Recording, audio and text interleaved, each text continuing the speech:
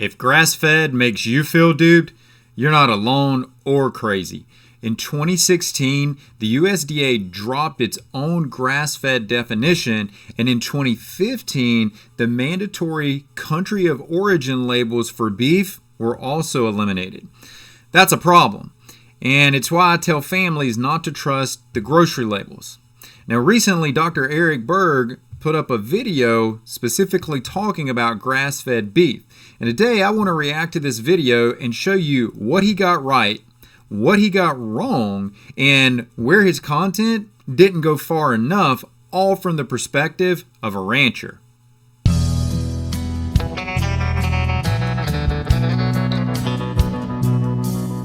Do you have a right to feel betrayed by the terminology grass-fed?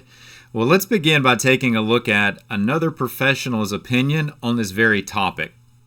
Grass-fed beef is the biggest scam on the planet. It's a complete lie. What I'm going to share with you is going to piss you off. Let me begin by saying when the word scam is used, that means that there is an intent to deceive. And this assertion here would be that the activities of the food industry system are intentionally trying to deceive you as the consumer. Does that make sense? Well, I think at a minimum, the system does invite confusion. And when you look at such things as we'll talk about here coming up, activities where the USDA has withdrawn certain terms related to grass-fed, where they've manipulated the mandatory or country of origin labeling, I think you could make an argument that there is an intent to deceive in this overall picture, or certainly at a minimum to not allow clarity to the consumer to have a better understanding of their food sources. Than 1% of beef sold in the U.S. is truly grass-fed. This whole idea of grass-fed is just filled with loopholes all over the place. In 2016, the USDA dropped the official definition of grass-fed. All of the cows are grass-fed. It's the last 3 to 6 months where they're fed other things, like grains and some other ingredients that I had no idea. Over 99% of all the beef that people are buying is not fully grass-fed, despite what it says on the label. There is a tremendous amount of beef sold to America from other countries. Then with a little bit of processing, like packaging the beef, it now becomes a product of the U.S. In other words, this country of origin labeling rule was repealed, which means revoked, for both beef and pork. Here's just another example of a lack of transparency where, at least this is the term transparency. That term just resonates with me because that is the lack of transparency is the bigger problem that we have here. I want to go a step further and add a couple of points on what he's talking about. One, beginning with grass-fed. That terminology, in 2016, the USDA did drop that terminology, and what they did is they handed that definition off to other organizations to apply that definition. These are generally organizations that are private organizations. They're going to be a pay-to-play, at least in my experience of looking into these, as to whether or not you want to be labeled as grass-fed or you want to be able to put that label on the product you're producing. It's a pay-to-play system as opposed to allowing you just to validate what you're producing and then be able to use that label. So there's inherently an inability right there to apply these terms. The other thing is that on the country of origin labeling, so this was a if you look back all the way to 1946, the Agriculture Marketing Act is where this came into play. And the question almost immediately arises, if there was a need to put this in place on the first hand, and it existed and was adequately used for over half a century, well over half a century, then what was the necessity for taking it away other than to just not allow the consumer to be able to see where their food sources are coming from? And again, that's a problem. When you look at where we're at with that now, I think this is something that there are some positives here, and this is one thing that didn't come up in the video, and that is that by 2026, if you're going to put product of USA on your label, you have to be able to validate that those animals were born, raised, slaughtered, and processed in the United States. So there's a full compliance that's required to be able to use that by 2026. And that, at least that's a step in the right direction. This helps with the origin truth, but in terms of the grass-fed conversation, it still doesn't really fix the grass-fed part of this conversation. If it's from America, it's probably healthier when it's actually not even coming from America. And by the way, as a side note, did you know that when you eat a burger from a fast food place, the number of cows that hamburger comes from literally can be over 100 different sources, because they have this entire processing plant where they're getting meat from all over the place. But people need to I want to actually give more clarity to this number that he mentions here of 100. I think most of you would hear 100 and be appalled by that number, that if you buy a package of ground meat, that there is potentially 100 different animals that are making up the meat that's in that packaging. But here's the thing about that: when you're processing so many animals through these facilities on a daily and weekly basis, you really, it's not that far of a stretch to think that, yeah, that's coming from multiple animals. But here's what I'll tell you on that number 100, it's actually pretty low compared to what others have stated the reality is. So for example, Northeastern University has cited up to anywhere from 400 to 1,000 head of cattle are what make up the beef that you find in a package, in terms of the grind. So these numbers may actually be quite a bit higher than even what he's suggesting in this video. Realizes what we're talking about is a cow that's very sedentary, that is fatty, and the reason why it's tender is because it has barely any collagen, and without collagen it's very, very tender. People do like marbled meat that's tender, but what they don't want to know about is how that animal is raised, because what I'm going to tell you now is literally going to make you fall off your... Okay, before he goes into the feedlot scenario, there's more here than just how that animal was raised that plays into what the texture, the marbling, the tenderness of that meat. That can come down to age. There's a genetic aspect to that, the stress that animal lived in. All of these things are a player in what the final mouthfeel and texture of that meat is. For example, I work with breeds that are adapted to our environment, that are adapted to be able to finish on grass. We use a breed called South Pole that meets these criteria. And it doesn't mean that you can't get the same outcome with other breeds, but there are just some breeds that are better suited to finishing in a grass scenario as opposed to in a conventional model. And I would suggest to you that if you're looking and seeking out someone that produces grass-fed beef, maybe these are questions you want to ask of why do they use the breed that they use, or why do they choose that breed, and how does that impact the final product that they're producing for you? Chair, and it's what these animals actually eat.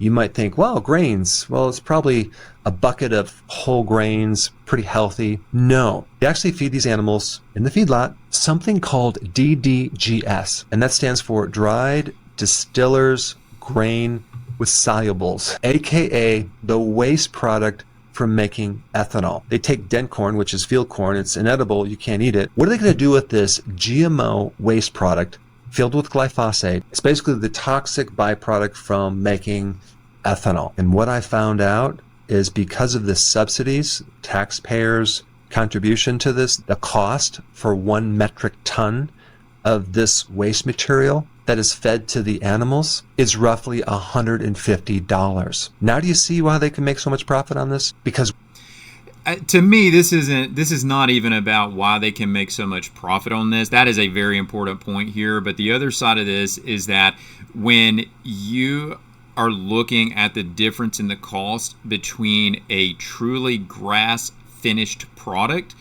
and a product that is just conventional packaging, and you're looking at a pound of meat versus a pound of meat, The reason you see those price differences is, at least in part, exactly what he's highlighting here. You, as the taxpayer, are subsidizing that lower price point, but you're subsidizing it through these byproducts, through these grain sources, whether it's the DDGS or others. There's a subsidy that's paying for that price that you see on the shelf for conventional beef to be lower, that you don't have applied to the grass-fed model, the grass-fed, and especially the truly grass-fed and grass-finished model. So that's the first thing that I'll point out here. The second is that he mentioned glyphosate. And glyphosate's important, but there's a bigger conversation at play here than just glyphosate.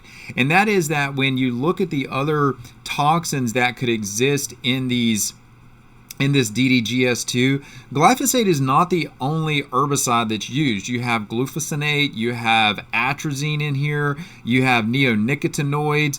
Those are all categories of toxic chemicals that are used in the production of a GMO corn source, which is ultimately what's being used to make the DDGS. And if that wasn't bad enough, almost all of these have a metabolite that is equally as toxic as the initial chemical itself. So for example, when you look at glyphosate, the metabolite is called AMPA. When you look at glufosinate, the metabolite there is called 3-MPPA, and so on for atrazine. These are very serious chemicals, and they have a pretty significant toxicity trail. What they're trying to do is well. They need to put on about 600 pounds of extra weight on that cow. And the only way they can do it is with something so cheap, $150 per metric ton. Crazy. So that's the base, and then they add a little fiber. They add limestone, some synthetic vitamins and minerals, and then they add something else called monensin. It's an antibiotic. Antibiotics are used on a regular basis in feedlots in the U.S. And the reason why they use these antibiotics is because it increases weight gain. Even your grass-fed beef has been given antibiotics, unless it says on the label, no antibiotics. But that's not all. This antibiotic conversation, inherently, one of the reasons that you're looking for a better source of beef is because you don't want the exposure to the antibiotics. You don't want to expose your family to those chemicals as well. And that's inherently what's happening here. When I think about in a grass-fed model, like right now, we're leading up to a fall processing, and we're being very adamant about how we manage the grasses, how we manage the herd across those grasses. And there was a lot of preparation that took place into this that we had to think through to make sure that we were going to be able to put enough weight on these animals and get them in a body condition that was going to be optimal for finishing them out and processing in the fall. Well, when you start adding these antibiotics in, and what you could essentially think about as the cheat code here, you don't have to put that same level of management and intention into it. You can just give a consistent administration of these, or on a routine schedule, you can give administration of these toxic chemicals and generate the same outcome, but you're doing it through a strategy that is inherently damaging to the animal, and then ultimately downstream through the food chain to you as the consumer. Also add in the US something called beta agonist. This is a medication that enhances the muscle growth to increase another 30 pounds of muscle. And it's something that mimics adrenaline. There's been some studies that show that can actually increase anxiety in humans if you consume that food. So there's two types of feedlots. Actually, let's talk for a moment about the exposure to humans here. There was one point on the monensin, the antibiotic, that I didn't mention, and it is that can be fatal when it is consumed by humans. This is actually considered an antibiotic not acceptable for human use. And it's interesting because the conventional model often states that as an attribute to using these, in that they state that as a rationale for why it's not going to contribute to antibiotic resistance. That logic, when you follow it through, doesn't hold up very well. But the point here is that it can be fatal to humans. The same thing is shown with these beta agonists. These are they're stimulants, and when you start looking at using these, if there's a greater accumulation of these in the system, someone's consuming a higher meat diet where they have these built up in the tissues of those animals, in the beef, then over time in a sensitive individual, you may see that higher concentrations are going to lead to adrenaline-like effect. Well, adrenaline's a stimulant. So what would those effects be? Rapid heart rate, elevated blood pressure, anxiety, tremor. If you just think about elevated blood pressure and anxiety, how many people in our society does that describe? And is that number getting worse, or is it actually showing improvement? It's inherently getting worse. You have one that's closed, like indoor, and they have another one that's open. Let's talk about the one that's closed first. That animal, which is 1,500 pounds, only gets a space that is 24 square feet. If I were to ask you how much that is, you might have to measure it out. But let me just tell you, a parking space that you drive your car into is 128 square feet. So let's compare that, 20 to 24 square feet to 128 square feet. So basically it's 1/6 of a parking place. Not a parking lot, a parking space. So basically you can fit 6 cows into one parking space. That's what they live in for 3 to 6 months. They have to make them sedentary and Okay, this is I think there could have been a better job done here, because that 24 square feet, there's factors related to the climate, to the overall design of the facility that play into these things. And if you look at some of the guidelines, some of the agriculture extensions for various states and some of the guidelines that they suggest, you'll see numbers anywhere from 200 to 500 are what the suggested optimal spacing is. Now listen, I think to his point, one, there is variability in this. That was what I would suggest should have been brought out a little bit more, and that 24 is not universally across the board. But to his bigger point is that there's still confinement. This is still not in any regards an optimal scenario for that animal to be able to move about and to be able to express the normal habits that that animal would have out on open range pasture. Add all this cheap food to gain the massive weight, so that way you can make the meat marbled and have it very tender, aka a very sick animal. That's what you're eating. Now the open space in the feedlot doesn't get that much more space. They get roughly about 150 square feet, which is about the same size as a little bit more than that parking space that I just talked about. But again, not much space. So how do you find truly grass-fed beef? You need to look for this, 100% grass-fed. Because if it just says grass-fed, it doesn't mean anything. And I highly recommend you spend a little bit more for this higher quality of meat, because that way you support the small farmer that seems to be squeezed out of this market. Okay, before this video concludes, let me touch on this. This is probably going to be the area where I have the greatest contention with what he's saying here and what his recommendation is. I absolutely disagree with this, and my reasoning for disagreeing with this is that throughout the entire video you've made the argument that grass-fed and the labels that you see are deceptive, but then you turn around and say to put reliance on that label. Inherently there's a mismatch there. The only way you as the consumer are ever going to know about how that animal is finished, is it finished on grass 100%? Was it raised in the environment that you truly think that it was raised in? The only way you're going to know that is to meet your rancher, to verify the practices that they use, and be able to see firsthand, do they add any inputs, or is that something they're vehemently against? If you want to look at their operation, you have to be able to recreate a connection with food. And this ideology that you're ever going to create a connection with food by looking at a label to ultimately get what you truly want as the consumer, that's just a mismatch. And I think Dr. Berg did a really good job in this video of bringing out some key points. But I just feel like that for you as the consumer, especially for coming from me as the rancher and being able to tell you as I've looked deeper and deeper and deeper and being in this environment and knowing what happens behind the scenes, you have to be able to connect with someone who is really looking out for your interests through the entire process. Otherwise, you're not getting what you expect. And I always go back to the trail of transparency here, and a label is never and I'll repeat, never going to give you a trail of transparency. Whereas when you're working with a local rancher, farmer, well, you can see transparency. You can ask questions, you can develop the relationship, and you can get the answers that you're most interested in. You want to see daily pasture moves, no chemicals, no grains. I'm just thinking through what we do here at Harvest Hills Ranch. You want to see what grows in the pasture.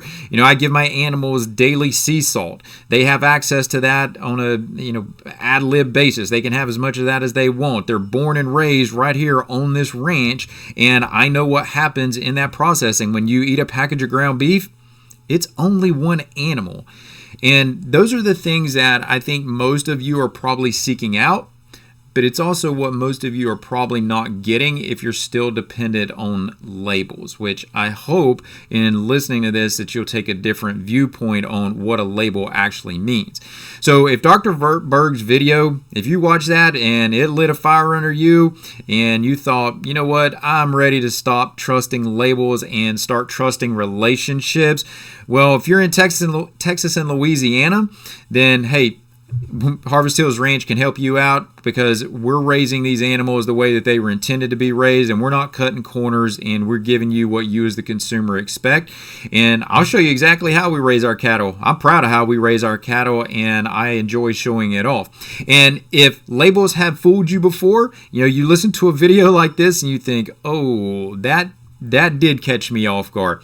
You'll want to look at the next one that I got queued up for you. It's called Label Lust, and 4 more reasons you should stop reading labels. It'll save you money and headaches. Why don't you go ahead and click on over, and I'll meet you over there.